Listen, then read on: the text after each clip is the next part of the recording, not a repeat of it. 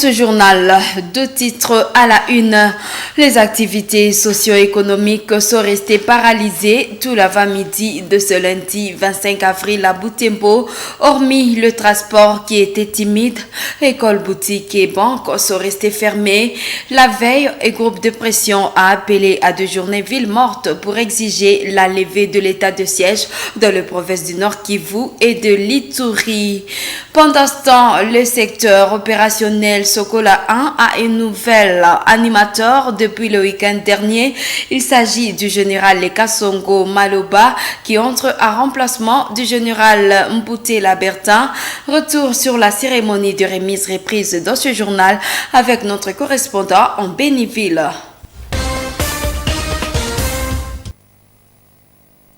Bienvenue dans ce journal. En ce premier jour de ville morte, des boutiques et de magasins sont restés fermés et il n'y a pas eu une circulation comme d'habitude.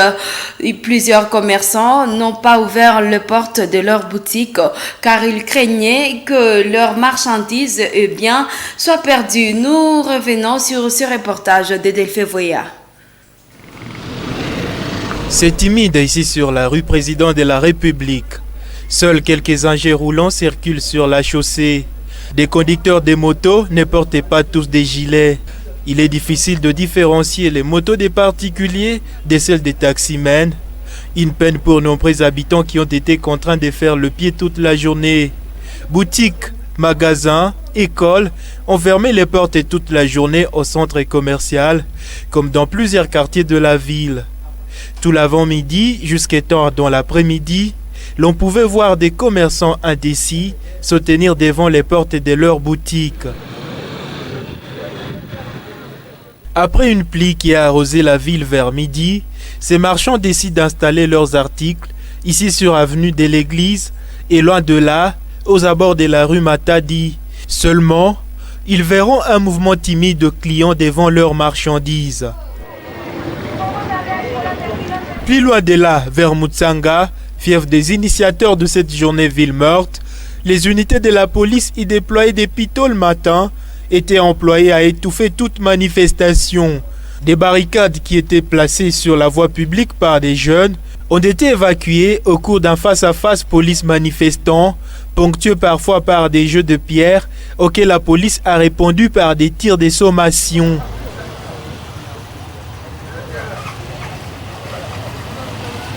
Après une descente sur le terrain en vue de s'imprégner de la situation qui a prévalu dans son entité, le maire de Butembo, le commissaire supérieur principalement Abaye Kiteli Roger, a réitéré son appel aux habitants à vaquer librement à leurs activités. Quant à la journée de demain, nous invitons notre population à vaquer librement.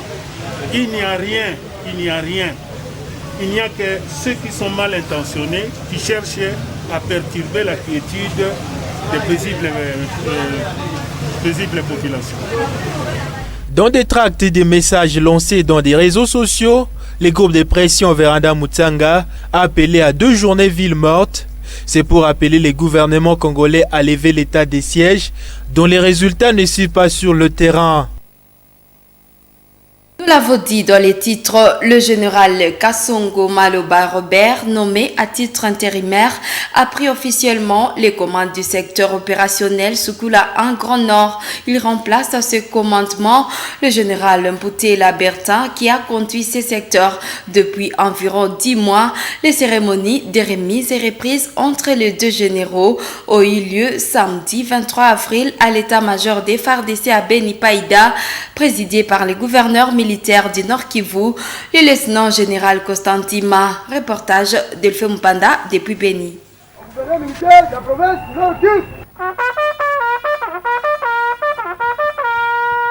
La cérémonie de remise et reprise a été présidée par le gouverneur militaire du Nord Kivu, le lieutenant-général Kostandi Makongba, à l'état-major des opérations Soukula 1 à Païda. Ces changements visent à redonner plus de souffle aux forces armées de la RDC dans les opérations contre les ADF, a-t-il dit. Je suis venu présider la remise et reprise de commandement entre le commandant secteur Soukula 1 Grand Nord sortant et entrant. C'est là pour la première fois que nous assistons à de pareilles cérémonies pour redonner encore plus de souffle à l'armée dans la lutte contre les ADF que nous menons et dans les opérations conjointes avec l'IPDF qui est sur le terrain aussi.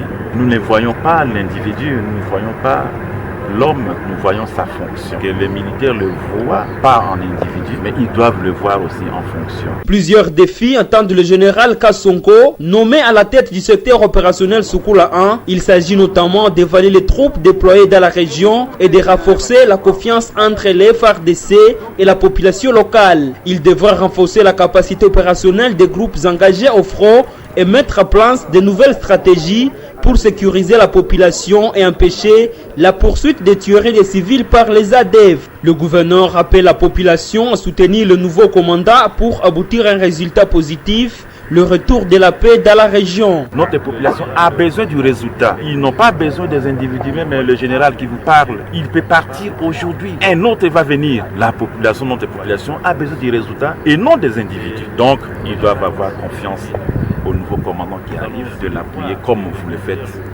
que la population le fait d'habitude, pour qu'ensemble nous combattons cet ennemi désormais commun. Actuellement, plusieurs villages et localités du secteur de Rwenzori et de Benimpaou sont vidés de leurs habitants du fait de la multiplication d'attaques des ADF. Les FARDC accusent les rebelles du M23 d'avoir attaqué samedi 23 avril dans l'après-midi 5 de leur position dans le territoire de Rutshuru. L'armée congolaise parle d'une violation de la trêve sollicitée par la communauté des États d'Afrique de l'Est en prévision de consultations de paix entamées samedi même entre les experts de la présidence congolaise et les groupes armés locaux de la RDC. Écoutons ici le porte-parole du gouverneur militaire du Nord Kivu. Les forces armées de la République démocratique du Congo portent à la connaissance de l'opinion tant nationale qu'internationale que, dans la journée du samedi le 23 avril 2022, aux environs de 15 heures locales, le M23 a attaqué les positions des FARDC de Bugusa, Kinyamahura, Rwambeo, Tchéa 1 et Tchéa 2 dans le territoire de Rutshuru, violant ainsi la trêve et le cessez-le-feu décrété pour permettre l'aboutissement heureux des consultations de Nairobi. Face à cette situation et aux intentions bellicistes du M23, les forces loyalistes tirent les conséquences qui en découlent et ne se laisseront pas narguer par ces hors-la-loi dont l'objectif est d'endeuiller la paisible population et de la plonger dans la misère la plus noire.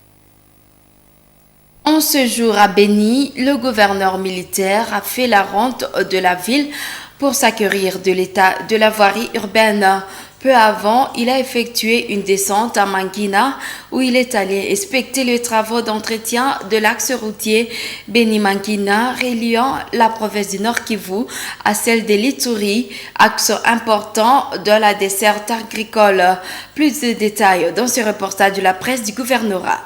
Journée consacrée à la visite d'inspection des infrastructures en territoire et ville de Béni par le gouverneur militaire du Nord Kivu ce lundi 25 avril 2022. La première étape de cette descente a conduit le lieutenant-général Constant Dima sur l'axe Béni-Mangina jusqu'en territoire de Mambasa dans la province de l'Ituri. Il s'est agi pour lui de s'imprégner de la qualité des travaux exécutés sur cette route capitale du point de vue socio-économique et sécuritaire dont la tâche avait été confiée à l'entreprise service des sociétés Viumbira SSV. Sur place, l'autorité provinciale entourée de ses 4 conseillers principaux a aussi palpé du doigt l'évolution des travaux de construction du bureau de la commune rurale de Mangina financés sur fonds propres du gouvernement provincial du Nord Kivu comme c'était le cas pour la réhabilitation de la route précitée. Le lieutenant-général Constant Dima s'est réjoui du travail abattu par SSV.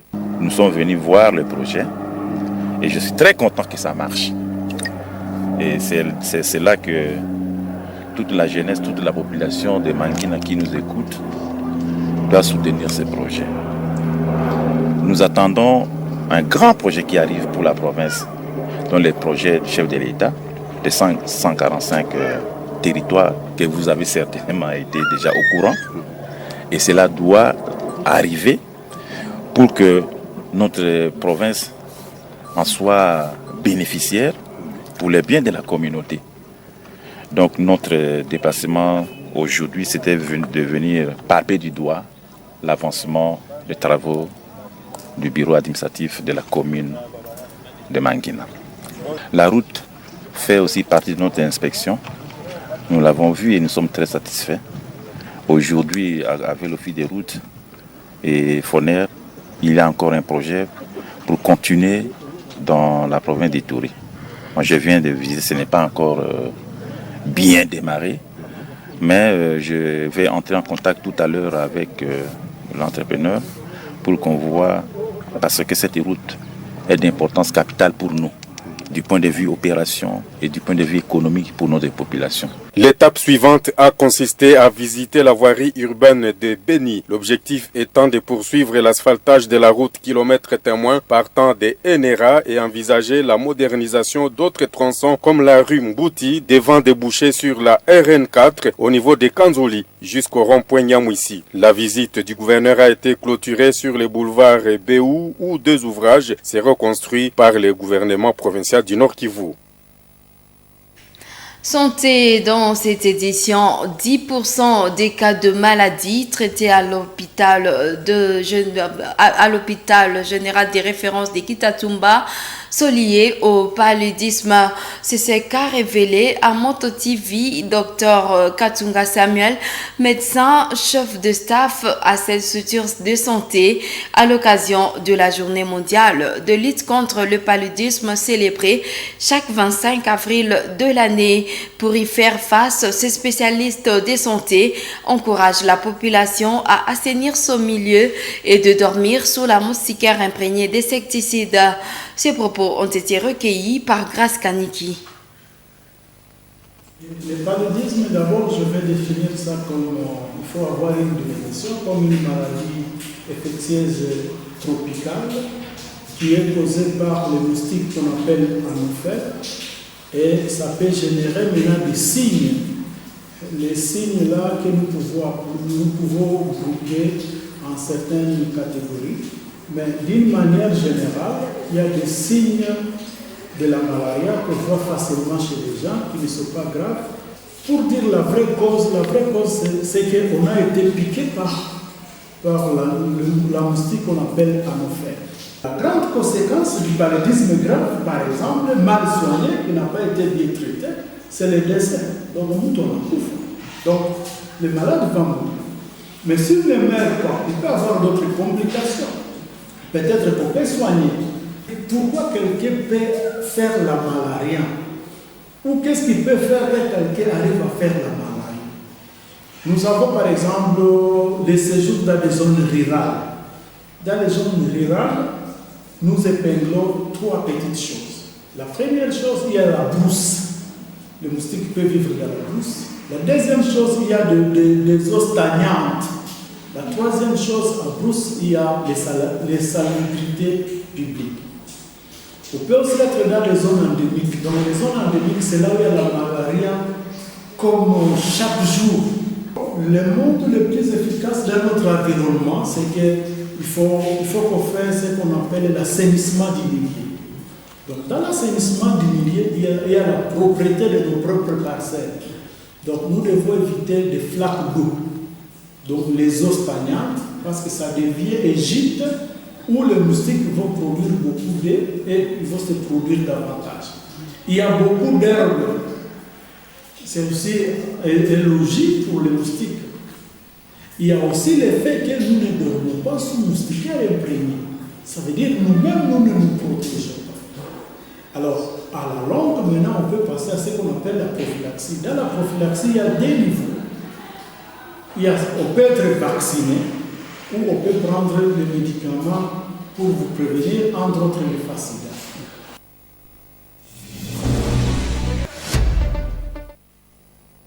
sport tenu dimanche 24 avril de la 3e journée du championnat urbain de basketball de Butembo, le stade de l'Itave a à cette occasion accueilli 3 rencontres, dont 2 dans la version masculine et une seule chez les filles. Chez ces dernières, NGB a eu raison de Bisbee par 26-13. Pendant ce temps, dans la version masculine et grand classique de la ville a tourné en faveur de Bisbee, vainqueur de NGB par le score serré de 44-37. Tard le soir, All Stars est tombé pour une 3e fois de suite face à Ouragan, 41-31 paniers. Je t'allie pour ce reportage. C'est sous cette fraîcheur que devra vivre ce match tant attendu de la saison. Butembo Strong Balls BSB en blanc pour défier une nouvelle génération de basket NGB en violet. Un défi entre 2 équipes bien portantes. Depuis le coup d'envoi donné à 16h10, les 2 équipes déroulent similairement les jeux sous un léger avantage de BSB. Ce match exhibe des talents des 2 équipes, le savoir-faire de ces jeunes assoiffés de la victoire. Énergie et vitalité animent cette rencontre dont la première mi-temps se solde à faveur des violets au marquoir. Au visage du classique attendu par les spectateurs, la précision des joueurs des 2 équipes est aussi parfaite. Le score reste serré, mais il a fallu attendre le dernier quart d'heure pour sentir la différence. BSB creuse l'écart jusqu'à 15 points, avant de voir son adversaire réduire jusqu'à -7. Victorieuse lors des 2 premières rencontres, NGB n'en peut pas, les adversaires de ce soir sont coriaces. Les efforts dans la suite ne suffiront pas à faire tomber BSB très organisé. Fin du match, 44 pour BSB contre 37 pour NGB.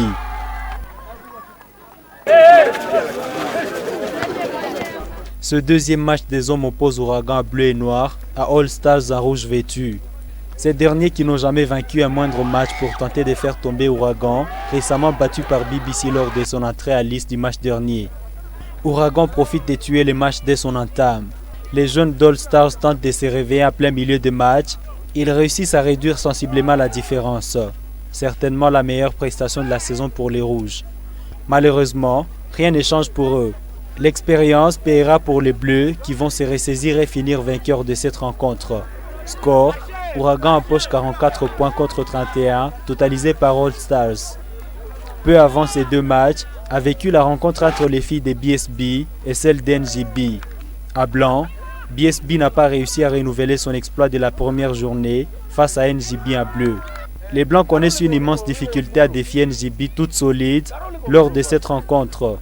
Les filles des BSB ne réussissent à marquer que 13 points sur la totalité de leurs imparties pour ce match, alors que les adversaires de NGB en ont marqué 26. La dernière journée de cette phase interviendra le dimanche 1er mai. À l'affiche dans la version masculine, BSB croisera Ouragan, alors qu'NGB matchera BBC. Le programme dans la version féminine reste à préciser.